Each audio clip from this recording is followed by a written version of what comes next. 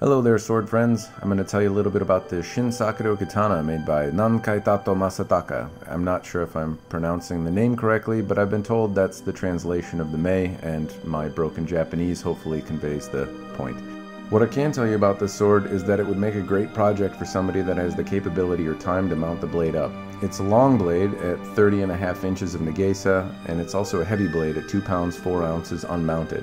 So it's going to be a big heavy blade when it's done. It'll be a stout cutter.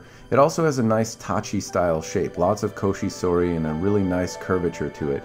Hopefully it'll come out beautiful if you like the tachi style blades and have a plan for mounting it. You might also be asking, why don't you do it, Matt? You do lots of sword projects. Well, I just have more swords than I do time. I've been meaning to get to this one for years and I just haven't, so it's time to sell it, frankly. The blade also has some flaws in it, and these should be noted. I don't know exactly what you would call these flaws or if they would come out in a polish. I would assume that they would not, so take that for what it's worth. I'm not a polisher. It's possible they could be remedied, but I don't think so. Nevertheless, they don't appear that they would impact cutting or functionality in any way. They're more cosmetic flaws.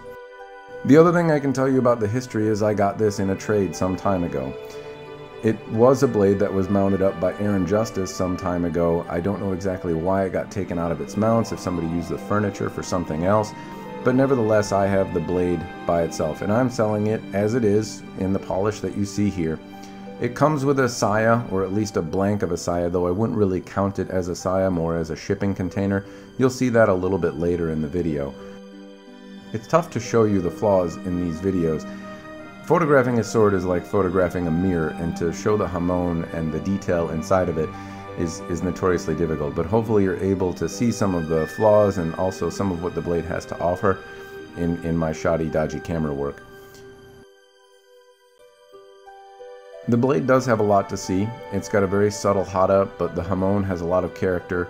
I'm not sure exactly what you would call the hamon in terms of type. There's a lot of little hidden details in there that come out in the right sunlight, or if you're holding it up to a light in which you can examine the blade more thoroughly.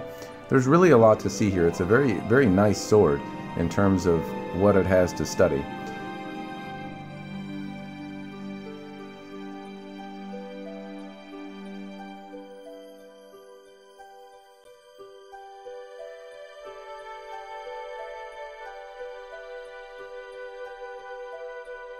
Again, here's the stuff that I have for it. It may be useful to whoever's mounting it up, though I would certainly recommend having a new saya made and a new suka core made, though I will certainly provide these as I don't have any other use for them, and they make the blade a little easier to ship anyway.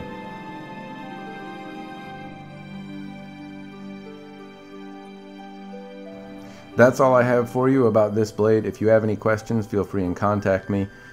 Thanks again for watching. Cheers.